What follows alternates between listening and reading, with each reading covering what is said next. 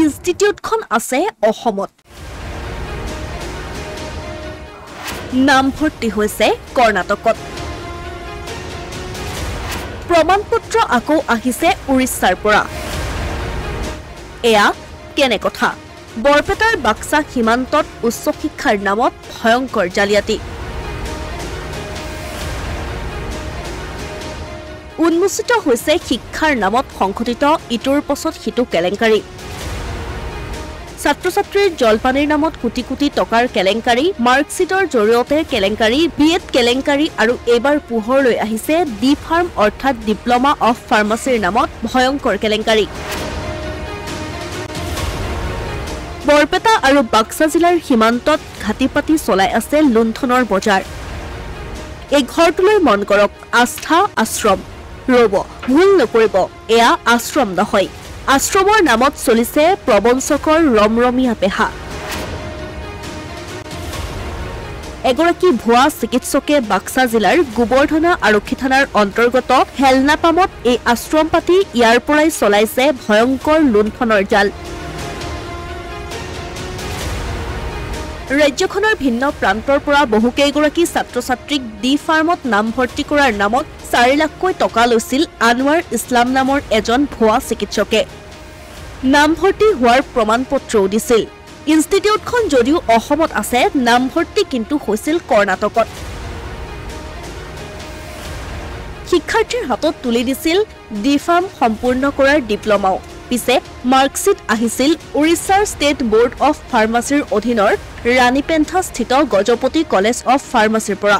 এই গোটেই কথাবিলাক সন্দেহজনক হৈ পৰাত ছাত্ৰ-ছাত্ৰীসকলে এডমিট কাৰ্ড আৰু তথ্যপাতিসমূহ নেটত মাৰি চালে আৰু তাৰ পাছতেই ওলাল উৰহি গছৰ উৰ ভুৱা চিকিৎসকে ভুৱা প্ৰমাণপত্ৰ দিছিল ছাত্ৰ-ছাত্ৰীসকলক আমি 4জন মিলি ডি ফাৰ্ম এডমিশ্যন লৈছিলোঁ হাউলিৰ পৰা অলপ আগুৱাই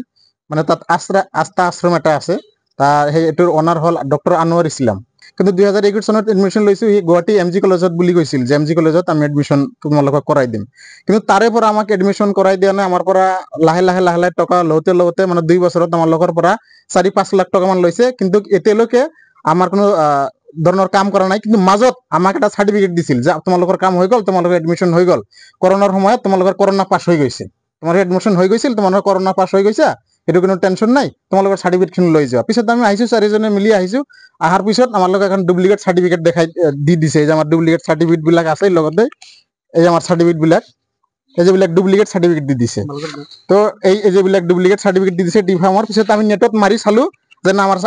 ডকুমেন্টছ খিনি ভুৱা পিছত আমি কলো নহয় ইমান আমি টকা দিলো 5 লাখ 4 লাখ টকা দিলো 4.5 লাখ 5 লাখ টকা দিয়াৰ পিছত আমাৰ ডুপ্লিকেট সাৰ্টিফিকেট আপোনালোকে কিয় দিলে তাৰ পিছত কয় ঠিক আছে আপোনালোকৰ সাৰ্টিফিকেটখন ঘূৰাই দিয়া মই জৰ পৰা লৈ আহিছো তাতে ঘূৰাই দিম আপোনালোকৰ অৰিজিনেল সাৰ্টিফিকেট আনি দিম তো পিছতে আমাৰ 3জন লগৰীয়াৰ 3জনৰ পৰা কাঢ়ি ললে মোৰটো দিয়া নাই মোৰটো এতিয়ালৈকে মোৰ লগত আছে সেইটো কাৰণে আমি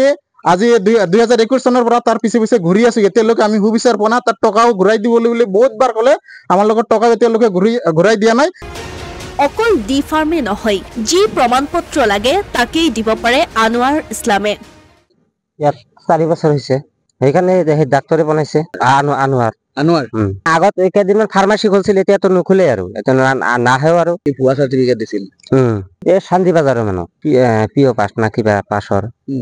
সাৰ্টিফিকেট দিছিল এতিয়াও দিয়ে ৰাতি আহে এতিয়া প্ৰশ্ন হয় এইদৰে শিক্ষাৰ নামত কেলেংকাৰী কৰি কোটিপতি হোৱা আনোৱাৰ ইছলামৰ বিৰুদ্ধে কেতিয়া সক্ৰিয় হ'ব আৰক্ষী প্ৰশাসন ডিপ্ল'মাৰ নামত লুণ্ঠন কৰা ধন কোনে ঘূৰাই দিব এই সকল ছাত্ৰ-ছাত্ৰীক